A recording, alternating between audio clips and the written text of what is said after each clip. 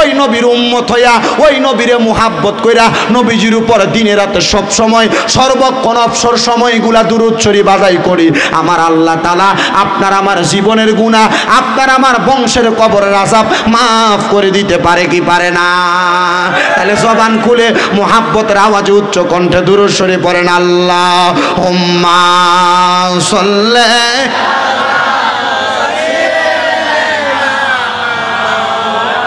মাদিকে বাসা একটা দিয়ে রাখছি ওয়া আলা আলি মানে হচ্ছে মাইক বেশি করে মাইক ব্যাগটা বলবে মুহাম্মাদ আল্লাহুম্মা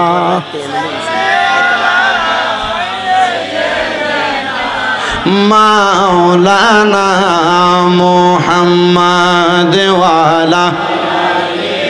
সাইয়্যিদিনা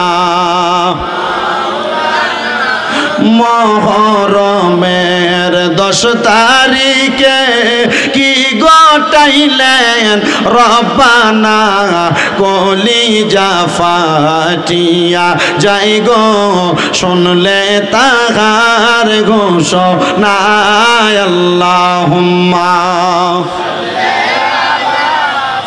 মাইকলা কো হলরুম কমা মুহাম্মাদ ওয়া আলা আলি সাইয়্যিদিনা লা ইলাহা ইল্লাল্লাহু লা ইলাহা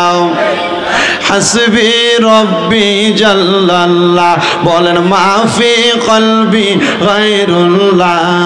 হাসবি রব্বি লা মাফি কলবি গায়রুল্লাহ, নূর মুহাম্মদ সাল্লাল্লাহু লা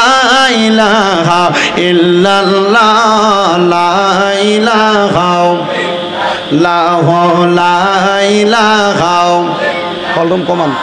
লা ইলাহা, নামাজ রোজা সাইরো না, কেহ মা বাবার খেদমত সাইরো না, বলেন নামাজ রোজা সাইরো না, মা বাবার খেদমত সাইরো না, আমার নবীর দরুদ ভুইল না, আমার নবীও তোমায় বলবে না, লা ইলাহা লা ইলাহা লা ইলাহা ইল্লাল্লাহু মুহাম্মাদুর রাসূলুল্লাহ সাল্লাল্লাহু আলাইহি ওয়াসাল্লাম। হে আমার বনকরা উত্তরপাড়া এলাকার ভাই বাবারা বন্ধুরা, আপনারা প্রথমে সাক্ষী দিয়েছেন জবানের মালিক আমার আল্লাহ। আল্লাহর দেওয়া জবান দিয়ে এই জান্নাতের বাগানের মধ্যে বসে আপনার আমার জীবনের গুনাহগুলা মাফ করানোর জন্য একটু মুহাব্বতের আওয়াজে জবান খুলে আল্লাহ তাআলার ইসমে জাতের একটু জিকির করবেন। আপনারা বলেন আল্লাহ তাআলার জিকিরের মাধ্যমে আমার আল্লাহ তাআলা আপনার আমার জীবনের গুনাহগুলা মাফ করাইতে পারে কি পারে না? নবীজির হাদিস শরীফের মধ্যে নবী রাহমাতুল লিল আলামিন নবী ঘোষণা করে, লিকুল্লি শাইইন সিকালা ওয়া সিকালাতিল কুলুবি যিকরিল্লাহ। আমার নবী বলে, উম্মত,